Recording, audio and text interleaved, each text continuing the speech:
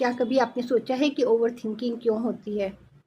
Over thinking होती है कुछ 3-4 कारणों से। एक तो है कि आप फ्यूचर के बारे में बहुत टेंशन में रहते हैं, क्या होगा, कैसे होगा, इससे अच्छी जॉब कैसे मिलेगी, कैसे प्रमोशन, ये सब। ऑफ़िस में जो कॉम्पिटिशन है, पॉलिटिक्स है, उससे कैसे छुटकारा पाया जाए।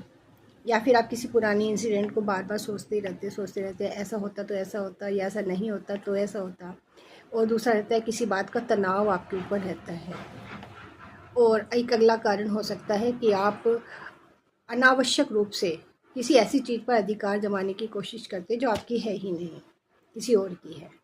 तो ये सब चीज़ें धीरे धीरे ओवर थिंकिंग यानी टेंशन, स्ट्रेस, और ये कह सकते हैं कि आप नाजायज़ या अनावश्यक रूप से एक आपके दिमाग में बर्डन का रूप दे देती हैं, जो धीरे धीरे ओवर थिंकिंग में बदल जाती है और आपको पता भी नहीं चलता।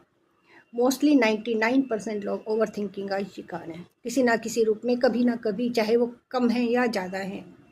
तो इसको दूर करने के लिए आप मेडिटेशन कीजिए।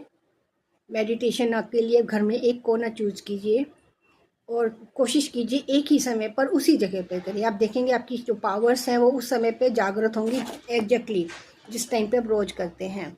और दूसरा ये है कि वो जगह आपको खुद अपने ऐसा लगेगा कि आप बहुत शांत कर रही है अपने आप को। तो स्टार्टिंग में आप क्या कर सकते हैं, स्टार्टिंग में आप चाहे तो यूट्यूब वगैरह से गाइडेड मेडिटेशन के जो कैसेट्स वगैरह आते हैं ना, मतलब रील्स आती हैं, वो सुनिए। अगर आपको शुरू में समझ नहीं आ रहा है तो धीरे धीरे आप कोशिश कीजिए किसी एक पॉइंट पर कॉन्सेंट्रेट कर दें, चाहे ओम, चाहे किसी भी वर्ड पे कॉन्सेंट्रेट कर दें। और विचारों से कोई का पीछा ना करें। जैसे कोई विचार आया तो क्यों आ गया, इस टाइप की बात ही ना करें। आप सोचिए कि आप मूवी देख रहे हैं, दर्शक हैं, विचार आ रहे हैं, जा रहे हैं, आज ये सोचा फिर ये सोचा, होने दीजिए जो हो रहा है। लेकिन आप 5 मिनट का जो आपका टारगेट है ना कि हमें इस पॉइंट पे कंसंट्रेट करना है, बस वहीं पर ध्यान रखिएगा, ठीक है ना। और इसके अलावा आप क्या कर सकते हैं, इसके अलावा आप कुछ ऐसे बुक्स या ऐसे राइटर्स चूज़ कर सकते हैं जिनकी किताबें पढ़कर या जिनके विचार पढ़कर या सुनकर आपको शांति मिले।